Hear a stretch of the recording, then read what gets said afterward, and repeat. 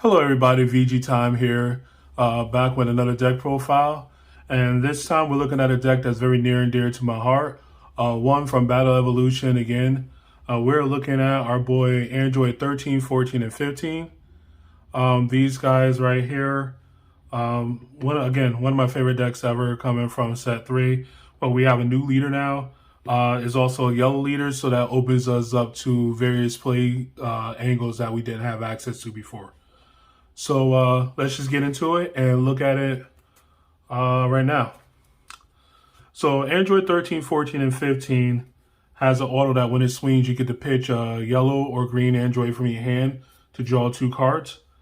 Then it has an awakening condition where if you have Android 14 and 15 in the drop area and you're at 5 or less life, you get to untap 1 and draw 1 and flip them over. On the back side, he has an auto when he swings, you get to draw a card.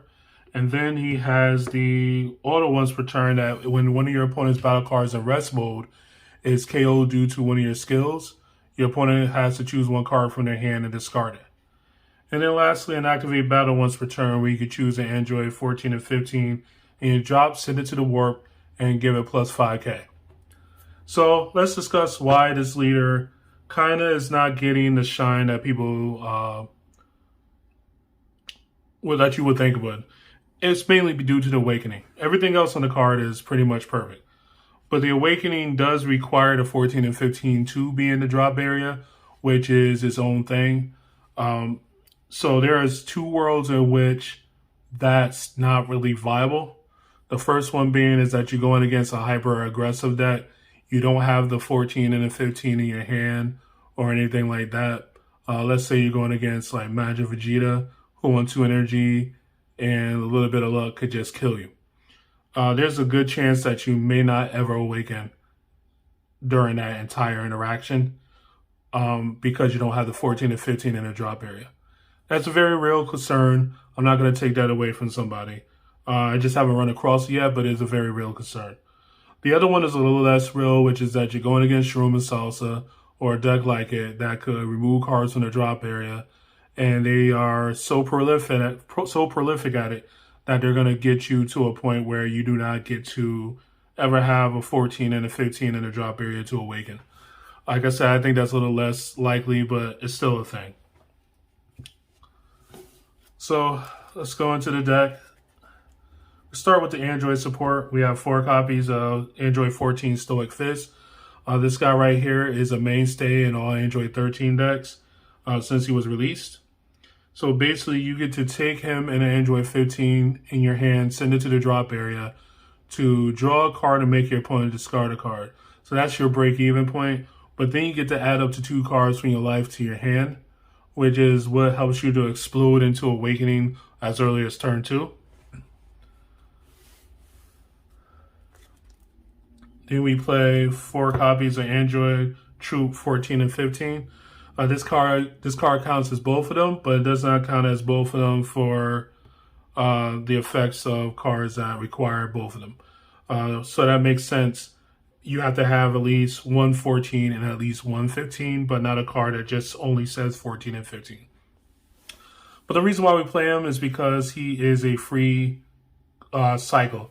You get to pitch him from your hand, draw a card. So your deck is 4 cards less than what it actually appears to be. 4 copies, Android 14 and 15 target acquire.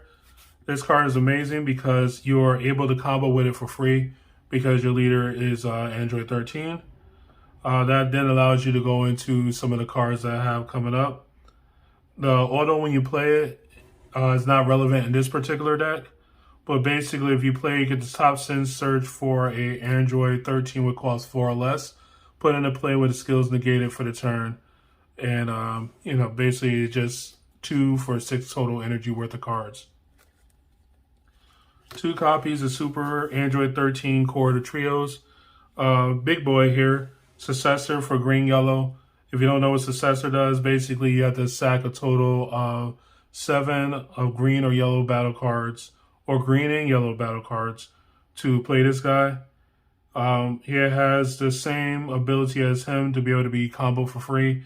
And this guy has triple attack and deflect, and when he attacks, he gets to pop one of your opponent's battle cards.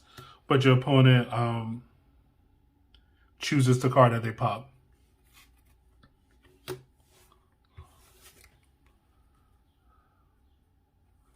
So speaking of guys, it goes into Ribrianne.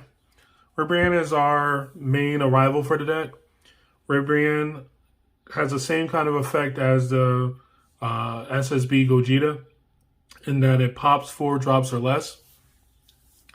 That's very relevant right now. Your opponent is going to be playing those kind of cards. They're going to be going in on those kind of cards. And the ability to play this and pop that card is amazing, especially if this card that's attacking, because that card would be in rest mode, which would then trigger your leader ability to make them discard another card, which is very powerful. Ribrianne also has that skill when she is removed by means of cards, or by a card skill. So if they use removal on her, she gets to pop a 4 or less, or if you successor her away, you get to pop a 4 or less. 2 copies of Android 13, The Mission Begins. This we primarily play as an offensive arrival. This guy right here is a 20k double striker, unique.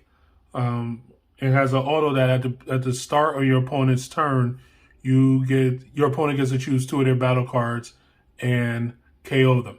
So this is before they untap anything or draw or anything like that. So this guy also triggers your leader's backside ability if they choose a card in rest mode to KO to make them discard a card. 3 copies of Surprise Attack Frieza.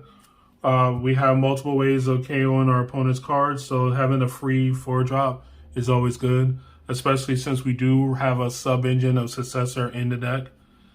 Being a 15k critical is also very strong, in that it pressures your opponent's hands. Next, we go into the Slug engine. We have Lord Slug, Evil Invader, and we have Lord Slug, Super Namekian. They work together in tandem. This guy right here plays this guy, and this guy plays this guy. So that's mainly the main thing you need to know. This guy right here, while he's in rest mode, prohibits your opponent from drawing cards outside of leader skills. So if they have a unison that draws a card, they don't get to do it. If they have an extra card that draws a card or a battle card, they don't get to do it. It has to be only from the leader skill. He also has barrier, so he's a little difficult to get off the table. Being 20k in barrier, he's a little easier to defend than, say, your leader. But your opponent will focus their attention here to get him off the table. Next, we go into our unisons. Super 17 Energy Absorber. This guy right here has been good for me so far. Basically, he has a permanent deck. You have 5 more androids in your drop area, which is very easy for this deck to do. He's a 15k on your turn. He has a +2 where he allows you to jump green or yellow android from your deck into the drop area with cost 4 or less. So it allows you to make sure that you have your targets in the drop and a time for you to be able to do this. That's why the Shroom and Salsa scenario doesn't seem that important to me. And then the -5 silences your opponent's board, and that you get to choose all your opponent's battle cards and negate their skills. Of course, it does not get around barrier. I wish it did, but it is what it is. We played 2 copies of Vegeta, Unison of Fury. This guy right here does a lot of things for the deck. One is a pseudo finisher. You get to play it out there when your opponent is tap low, their hand size is low. Tap 1 of their energy, swing 20k, dual attack, double strike. He also gives you an outlet to rest this slug without actually having to go into combat with your opponent. So if you have this guy out here and you have the slug, you can just rest them to give them a marker. And now they're in a situation where they can't get cards from their super combos or anything like that when you start going in with Vegeta. Because we run the unisons, we play the Vegeta Prideful Transformations. This guy right here I think is absolutely busted, but I understand why God Sealing and Charismatic Villain are considered to be the stronger cards. So basically, if you don't know what he does, he free plays himself and put one of your opponent's battle cards that's coming into play and rest, or put your opponent's battle cards coming into play in rest mode. So he doesn't choose, which is great. That means if they're playing a card that plays multiple battle cards at the same time, you get to just play him in response, and they all come into play in rest mode. He's also a blocker, and against certain decks, having the Android 17, Super 17 Unison plus this is enough to shut down an entire turn. Boss monster time. Android 13 Adamantine Avenger. This guy right here has double strike, has a successor. He's sadly enough a 110k, so you don't have the free combo ability like you do with these guys. But he does only cost 2. And he has an activate main once per turn where you could put 3 Android cards in your drop area into the bottom of your deck to choose one of your opponent's battle cards in rest mode and KO it. And you make your opponent discard 2 cards. So this, in conjunction with the leader, is a free -3 every turn. Not even counting incidental ones on their turn from either the 13 or the Ribrianne. Zamasu Sacred Disbelief, first super combo. So because we have these guys, we don't have to worry about running a green-yellow super combo to be able to make our successor requirements. So we play a better super combo in Zamasu to rest our opponent's battle cards, as well as maybe even their leader in the matchups that it matters.